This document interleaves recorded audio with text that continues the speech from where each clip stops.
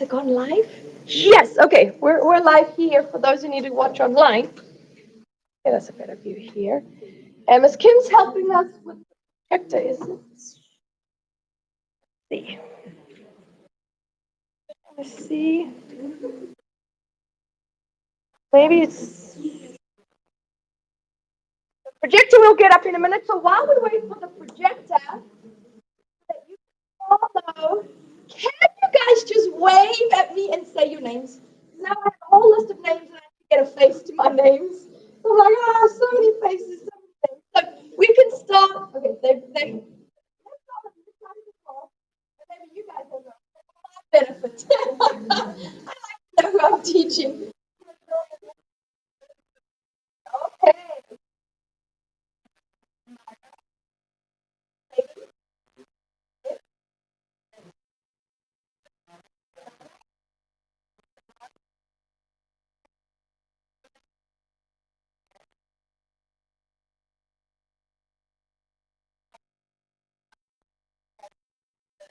Awesome.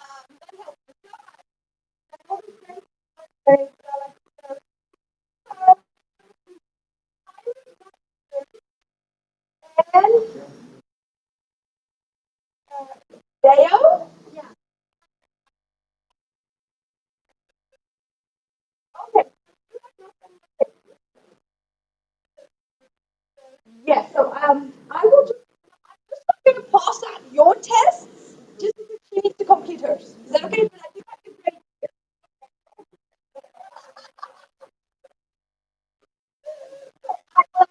let me do it. We'll do it at the end of class during the next transition because then you can come up one by one and see. But I won't be able to complete the test until she's complete, as well as Kyla. Okay. So a little catch up. Woo! Sorry, I have to stay in. I like to move. Especially if you've been in our preschool class, we like to move. So we'll stay right here. But at this point, we already did our first exam, and all of you are, I believe, working on your genogram. Yes? If you have questions, I'd be glad to answer while we still wait for our projection here. Any question that you think would benefit the whole class. If it's an individual question, like something in your family lineage, then maybe we can talk. But if you think this will help, it's a question you have that everyone can benefit from. What do you think?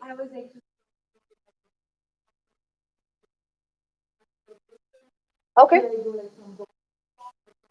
It's better to go from bottom to top. That helps. I mean, you can do it from top to bottom. What she's meaning is the most current generation on the bottom. And then, so say the generation that's living right now, that's children. Then the next generation would be their parents. Then the next generation would be their grandparents. And then the next generation would be the great grandparents.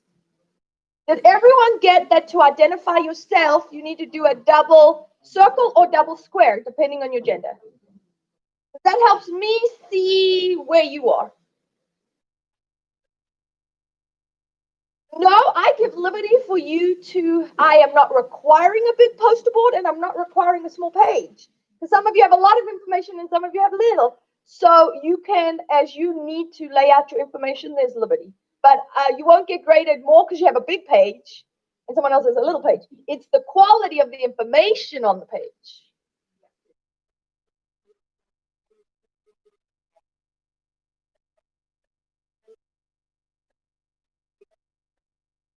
If you know their occupation, if you know anything about their physical health, those are the, you will find, Miss Kim, I just don't know how to project. Looks like it's on, but we don't. Oh, the lamp's not on. So do we have the, I don't know where the remote is. Okay, Miss Kim will help us. So, all of your health conditions, those are the things that they often are looking for in a genetic genogram. And those are the things we're going to pray over. But what's very interesting in a family tree is when you put occupation. And I think this is super interesting because I have my own philosophy, right? If you look at the tribes in the Bible, God equipped them for a specific skill. They were hunters, or they were the Levites, and they were the warriors.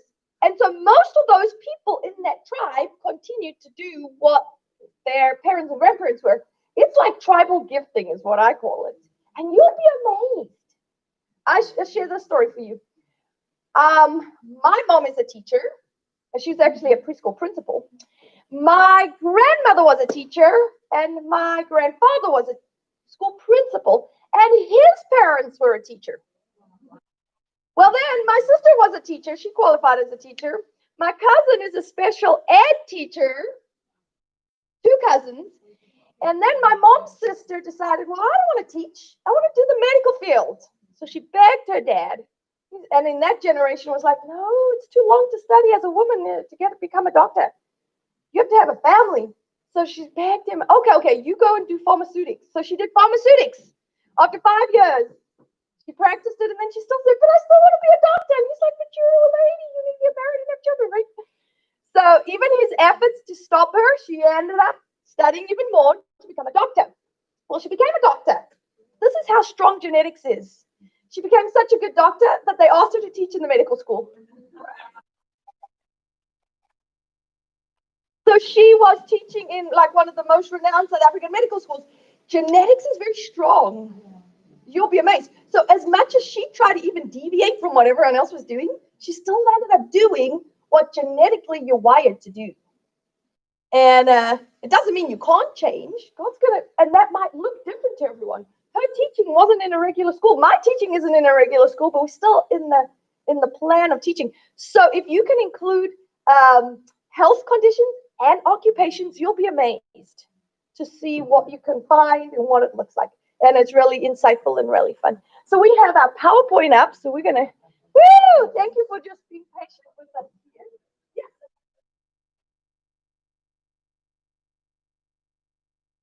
If you can include your siblings, because you'll most probably find genetic things, because those are real close blood relatives, and your parents' siblings. Now, your parents' siblings might have wives and children, and that can get a little extensive and maybe a little out of your bloodline. Now, if you want to list some of them, like a cousin that you know something, but when it gets to second cousin, and it gets very extensive, and for some, that's a whole lot of information. Others, it's not.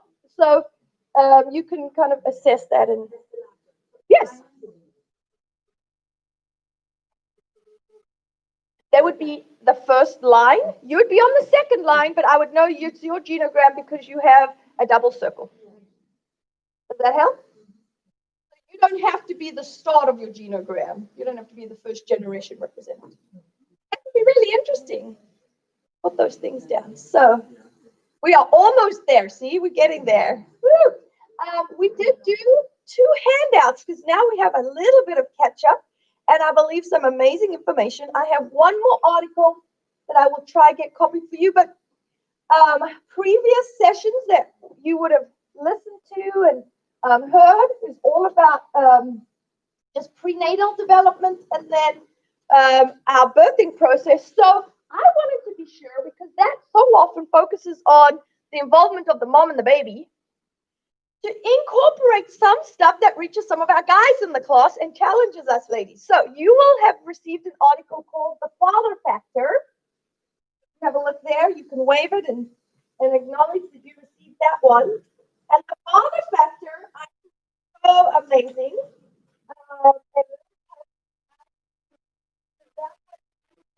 There's so much more. Another one that also incorporates our guys.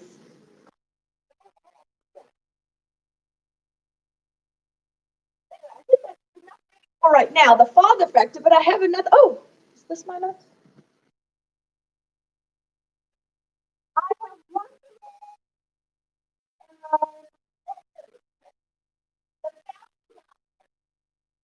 So I will get this copy for you because we have 2 guys in the class. So it's very interesting. Articles. The father factor is going to challenge the age of fathers and how they believe that the age of a father will complement or contribute to the health of a child. Meaning that was a really young dad or that was a really old dad. And I'm meaning age. I'm meaning biological age. So very interesting article. Because in ministry, you're going to have really young dads, and you're going to find really old dads, or you're going to find a lot of blended families where they had their family, and some of them, just because of life, divorce, remarriage, and then they have younger children much older because they've got remarried. Well, that's called the father factor, so that's very interesting. And I will be sure to copy this one for you. This one is called Family Guy. And why I love this one is because we so often focus on what's happening with all these moms and these babies during birth, many times you don't incorporate what's happening to the dad. And it has been biologically proven that just like a mom has hormonal changes having this baby, right near the birth of a baby, there are hormonal changes inside only for that window and that time frame, because they said those hormones that actually change in the amount of testosterone bring about this more endearing, caring, loving. I'm not this warrior for this moment.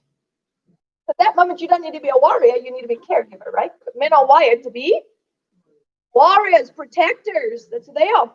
And why I laugh about this, my husband would be laughing right now, is after having 4 children, every time I had these beautiful, wonderful children, afterwards, it's like, I'm so exhausted. I'm like, what?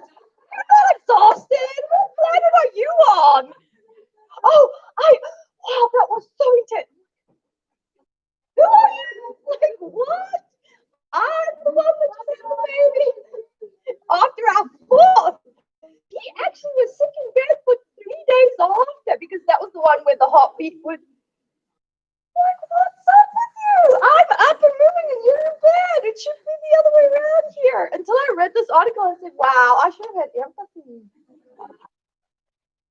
He does feel there's some truth to this. And I was like, get up, let's move. Like, what are you? Oh no, wow, that was so. So when I read this article, I was like, wow, there is some things that we need to give some credit to some of these wonderful guys that God's designed them too. So I just love. So I'll make sure to get this one out to you. Most of these are from Scientific America, so they aren't just like, these are not just Googled articles. What I give you is very well. Another one that I want copies for you is, again, Scientific America. But this just came out as a special series right now, and it's called The Science of Learning. And the reason they published this is because with all of COVID, so much has been changing in learning. And so they wanted to go qualify, like, how is this affecting and what does this look like? And all of the articles go back to the interaction that we need, the different learning styles that we need. We think media is going to solve it all. Media doesn't solve it all. And so I was just like humoring every time. I'm like, this is what we believe, and they're just reproving it again because they wanted to go out there and say, okay, now we have to have Zoom classrooms and we have to, what's happening? Well, kids are tactile. Adults are tactile. Let's get real. So we still need to be involved in our learning. We need movement in our learning. We need socialization in our learning. So many of these things that are being challenged by our present circumstances. So I will also, and this is also Scientific America, I will try to make sure we can get some of these articles in your hands because I just think they're fascinating. To be current and relevant with what's happening. So do we still don't have our PowerPoint? Okay, so we've talked long enough to get our PowerPoint up. We're just going to go really slow so you can catch the blanks. And I'll be sure to add the PowerPoint link to CAMS so that you can find your blanks. But today we're going to be talking about physical development of infancy and early childhood. Those pages. We apologize for not being able to get our PowerPoint simultaneous to what we're doing. We've had so many changes in the season. You can flow with anything. I'm confident. So why I love this physical development of infancy and early childhood I'm just going to read to you. It's out of Luke chapter 2 and verse 52. And Luke 52, Luke 2, verse 52. And it says, so Jesus, the Son of God, he grew in height and in wisdom and loved the Lord and all who knew him. So God even knew that his son had to grow physically. In the Bible, I know we mentioned this in the beginning, it says, love the Lord your God with all your heart, with all your soul, with all your mind. God is concerned about all of you because your body responds to him too. So as we talk about physical development of young children, this is so important, right? We can also have a look in Exodus chapter 2 and verse 6. Up there really quick. Or I'll flip there for you. Let me read that really quickly to you. And over here, we know that this is obviously the the Israelites in Egypt.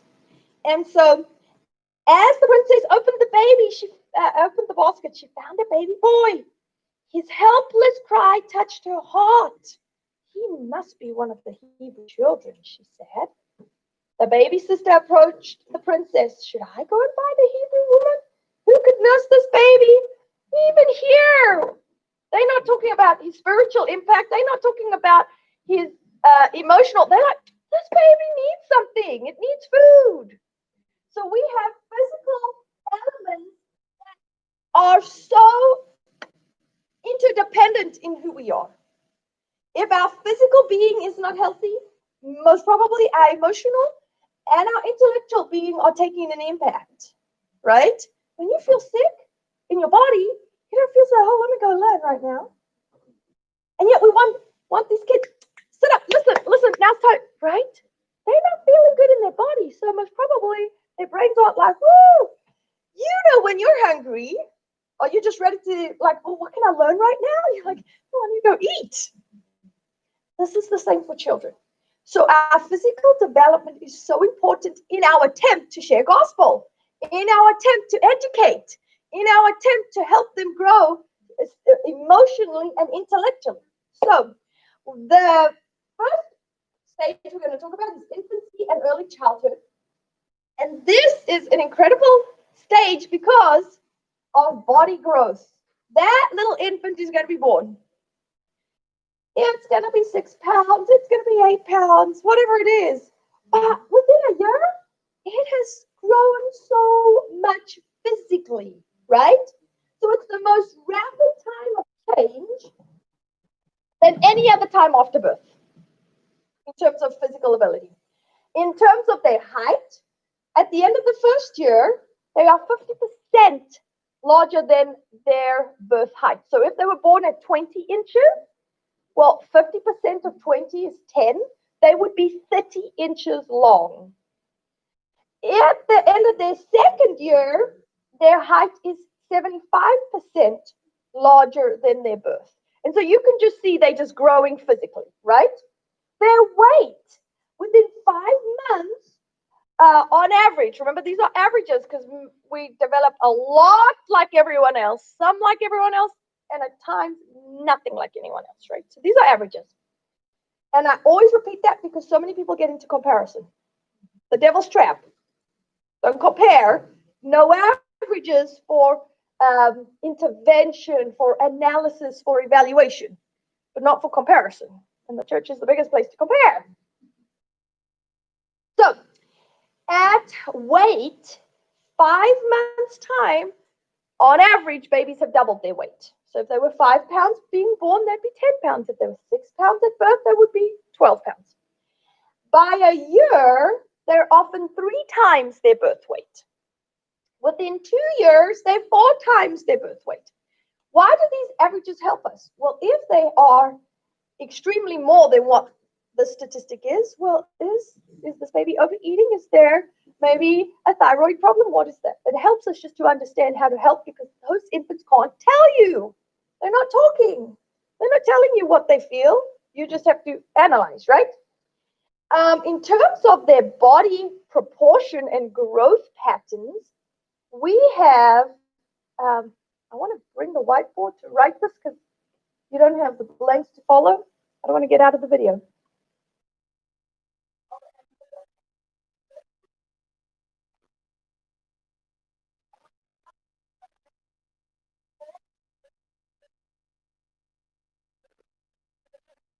We're still here. Uh,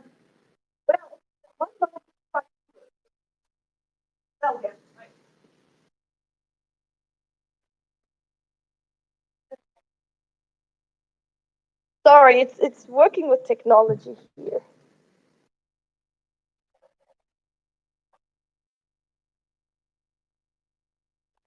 Yes, yes. Now we get the video. Okay, that's great. Perfect.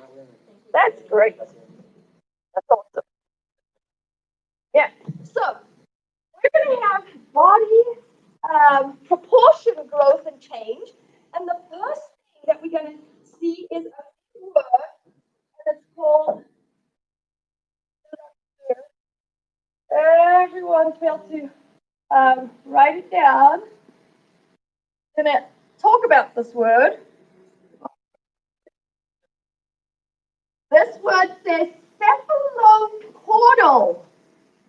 Now, if we had to break this word down, does anyone know what cephalo refers to? The brain. Cephalo means the brain. Anyone know what caudal means? What cord do you have in your body? You have a spine. This represents your spine. So what the first pattern of growth that we're going to be seeing here in these infants is growth from the brain through the spine. So it's from head to even, you represent your tail, right? From the head all the way down the spine. It's called cephalocaudal. And what this is all the growth that you from the brain down the spine and out. How to control your arms and legs, right? All of these things, but it's the growth from head to tail. Well, we have proxidismal, the next big word over there.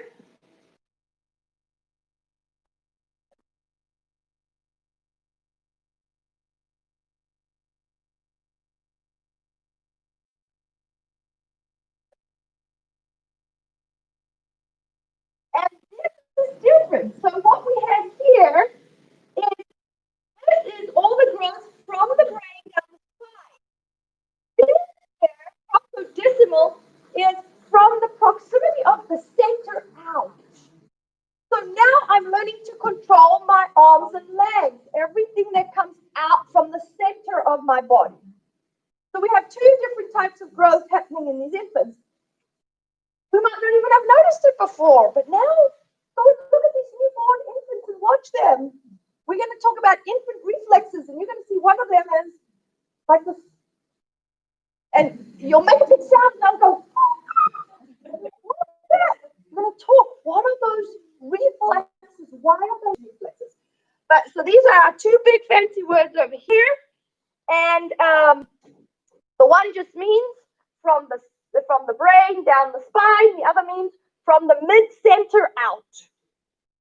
And so all of this is happening.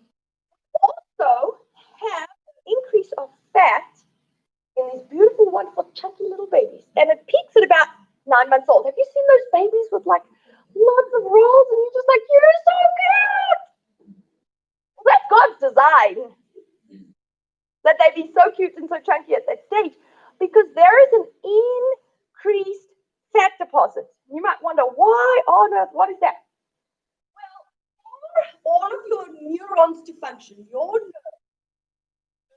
I don't know if you remember this, but this is what like, and then it runs, and then it has like a tree-like structure on the other side. So, like, from maybe your hand or your senses, sensory. impulse, and that impulse has to travel the neural canal. And honestly, nerves are not this long, they're much shorter. But I just, right? You will have over here another nerve waiting and ready.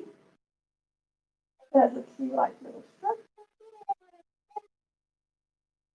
It has a neuron, and it's going to.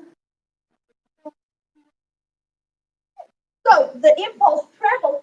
Actually, it does not touch.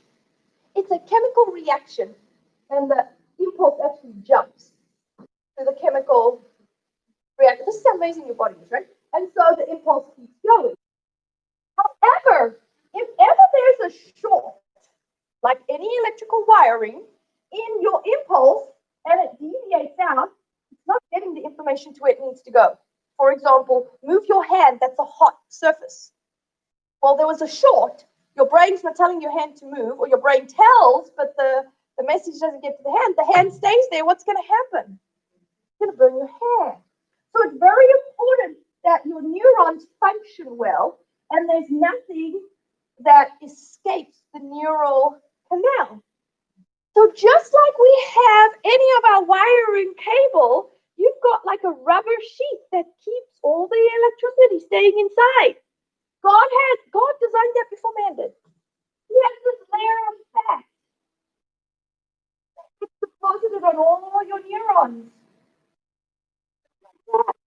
That layer of fat keeps the impulse in the right canal. Isn't that amazing?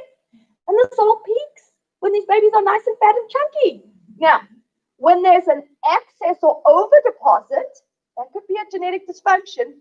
And what that could also do, like anything that gets clogged, it could also be detrimental. So to have too little fat, the impulse could escape. To have too much fat, the impulse could be slowed and couldn't get there. So you need the right amount of deposit right along these little neurons, right? This fat deposit is not called fat deposit. It's actually called a myelin sheath. So when we say there's myelinization happening, that means this fat deposit is being laid in the neurons of these babies and infants. When they say,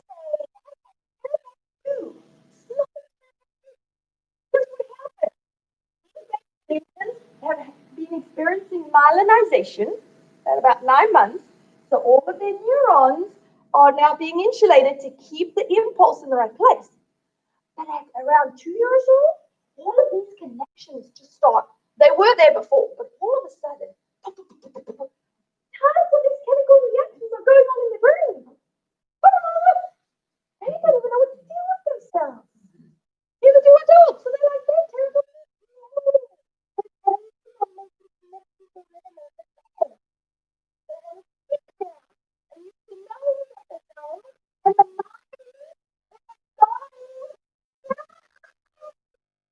Because all of a sudden, everything's connecting in the brain. But because we don't know that, we just label what we think. No, their brilliant brains are making connection. And all of that is happening right here. So, but before that happens, we need this little fatty layer. So God designed this incredible, amazing, and if you want the real biological term, got over here, this actual structure is called the axon. We have our nucleus, we have our myelin sheath, and then we have our synapses. Myelin sheath, this is the axon, this is the synapses, the nucleus, just so that if we have any biologists out there who want to stay connected, that's the right terminology. But you won't be tested on that, right? We won't test you on that. But at the same time that their bodies are growing, we also need their brains to grow. Now, the brain is one of the organs in the body that is most nearly like the size of the organ. It has very little growing